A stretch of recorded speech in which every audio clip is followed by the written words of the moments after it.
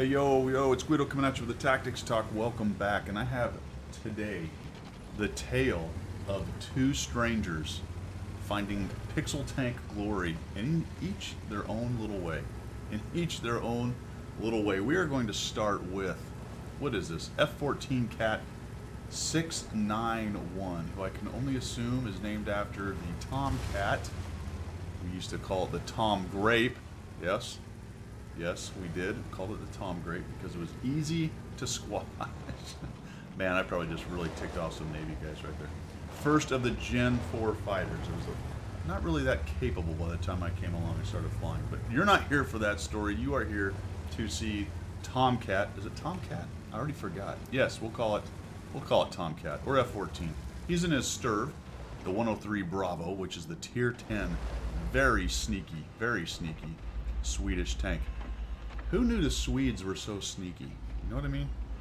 Who knew Swedes were as sneaky as the 103 is? But he gets in here and he's got an EBR running around. See if he can track this EBR and get a shot on him. Whoa, there he slid out. That's going to cost him. Oh, crit. Crit, no damage. And as you can see, with the wheeled tanks, he doesn't stop. Ooh, just a little bit behind. A little bit outside there of the Object 430. It's got good muzzle velocity, but not that good. And now he's got a bit of trouble here. There's nobody in front of him. You can see that the center is getting filled up. What's going to happen here is we're going to look at two different games from the same game. And both these guys are going to have a great day. Boom, drops. Well, only 333. Looked like a lot, though, didn't it? He's going to creep up here maybe and get that last shot. No, he's going to... Boy, he's going to have to scramble a little bit. We got a couple guys pushing in. He's got a heavy camping with him. We're going to watch two different guys get an ace tanker. Two different guys. They're going to do it very differently. Very differently, especially towards the end of the game. You can see that F-14 is moving a little bit back there. The Object has managed to kill the EBR-90, so the EBR-90 is no longer a factor. And you see that F-14 just falls back, gets into another bit of bushes and trees, and now he's just looking for that near-dead T-54. The enemy team has lost 3. Our heroes have only lost 2. The T-54, amazing how he hasn't really showed up, and the Object has no desire to try to find him and get him out of there. Clearly tucked up underneath there. And all of a sudden it's 2-5. It's 2-5, and our heroes are all of a sudden losing. But he's got a nice juicy side shot, swinging the tank around. Boom, nice quick aim. Uh-oh. 430 coming in from the back. T-54 dies. HMC ended up getting him. There's a shot into the 430. And we've already dropped 1100. You'll notice that the alpha on this gun is not very good, especially for a Tier 10 TD, but it fires fast, it's very accurate, and they're very sneaky. There's another shot into the E-75. The enemy team is really kind of pushing their advantage, but they're getting absolutely punished by the TDs that are hanging out in the back here. 430's moving up. Ouch. He's trying to get the Object, but he's down to a one-shot. This Object is a serious camper. Not really giving much help here, is he? 430's behind the building, and F-14 is just waiting for an opportunity. Now, the two heroes in this game are going to be the Sturv right here, F-14, and the other one is the person who sent these two in, Marshall Matt, who you've seen before. He's sent in replays as well, and he's over there in the WZ-111 GFT. And the WZ-111 GFT is a Tier 9 Chinese tank destroyer. And these are very different tank destroyers. The WZ is a great big bruiser, pretty good assault TD, whereas you've got the more sniper-like hiding Sturv TD. The WZ will drop a hurt on you in a quick shot. I have no idea what I was trying to say there, but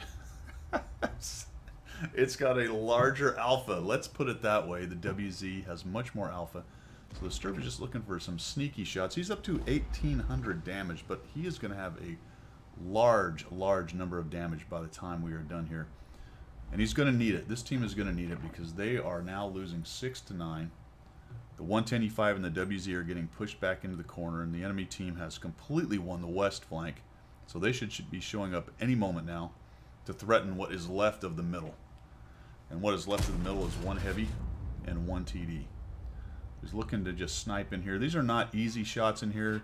in amongst those buildings. There are places where you can shoot them in the side, but they're not easy to get to. Now you can see the 110, or the T10 is pushing in, trying to come in around. These are the guys that won the west flank. They've showed up. And now they're coming in all around the WZ. Marshall Matt's in trouble over there. You can see he sees a highlight there, and Marshall Matt's hiding in that little notch. And the T10 is now trying to work over the 110E5, who is also taking artillery fire. It's also taking artillery. And there they all are, the 430U, the E75, the Patton. They're all in there gang tackling the two tanks that are in the middle. So Disturb is going to reposition a little bit and see if he can't get a slightly different angle here. Goes back into siege mode, and now he's looking to get some shots on these guys. Just trying to find somebody who's uncovering from the buildings. Meanwhile, and we will get to this, Marshall Matt is scrambling for his life over there, attempting to survive in just a face brawl. There we go. Finally get a shot into their WZ-111 GFT. That's a lot of letters. Doesn't quite get away. Another shot into his side. And F-14 is going to try to get another one. Maybe this will kill him. There he goes. Got them WZ-111 down. That's a mouthful. And look at them. They're all just piling on. Marshall Matt is down to 90 hit points. We got an E75 coming at him, a T95. And where is he? Well, we'll find out where he is in a minute. 398 dropped on him. There goes the artillery, gets the E75. The T95 has gone down, so what's he doing? It looks like he's made... Oh, one of them is... Oh, wait a minute. One of them drowned? And two of them drowned. Alrighty then. Interesting. Here comes the JPZ E100. Look how stealthy this Swede is. He's right out in the open and he hasn't been seen. Had his... Sitting in the open, had his camo net, I'll think of the word in just a minute, cooking, and just WZ drives right up and doesn't see him. The only time he sees him is when F-14 decides to move. Goes into travel mode, moves, breaks the camo, and all of a sudden the JPZ sees him, and he decides to come back up here, and artillery is a problem. Good news is he knocked that tree down somewhere along the way, so he has a little extra cover here. He's going to go into siege mode and creep up ever so slowly. Actually, the Tier 9 and 10 move decently fast forward and back. For siege mode, it's decently fast. You can actually come up and over ridges like this. Gets another tree down, which is really going to give away his location. And here comes a Patton. That guy's certainly dead. Oh, that bit of bad luck right there. A bit about, but look at that. A Patton did not spot Disturb. And another crit. Ouch, that's painful. He was aiming just a little right. Uh-oh. Here comes the big kid. Big kid's coming in. He gets tracked. And can it be that F-14 is inside the repair circle of the JPZ E100's time? And it looks like he is.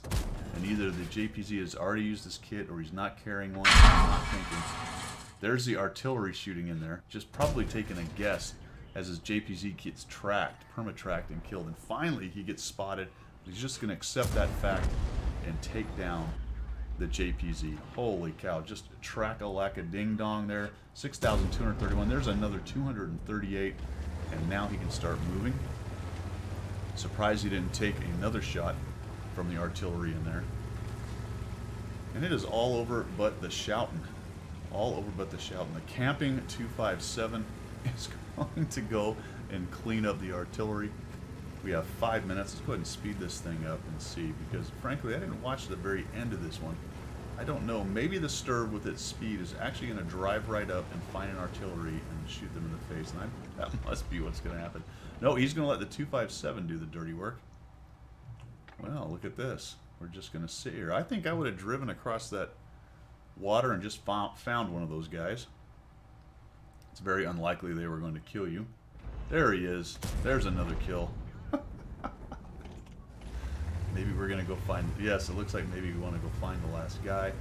He avoids going over the circle. That gives a little less SA to the artillery if he's sitting there and watching. The 53-55 is pretty fast. There's no telling where he is, but let's find out if he is a pretty standard artillery player and just sitting back here in these bushes, hoping for the best. Doesn't seem to be. Go ahead and speed it up. He hasn't found him. He's not in the corner.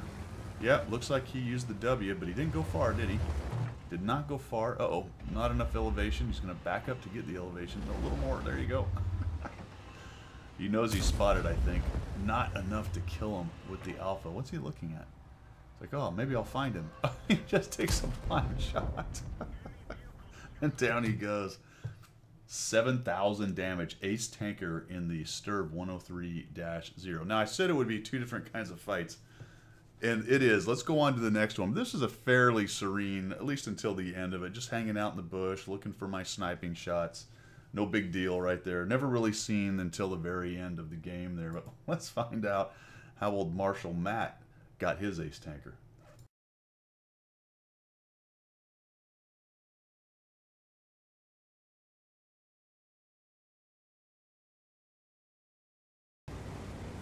Now we've got Marshall Matt, and like I said, he's in his WZ 111 GFT. That's a mouthful. Let's just call it a WZ.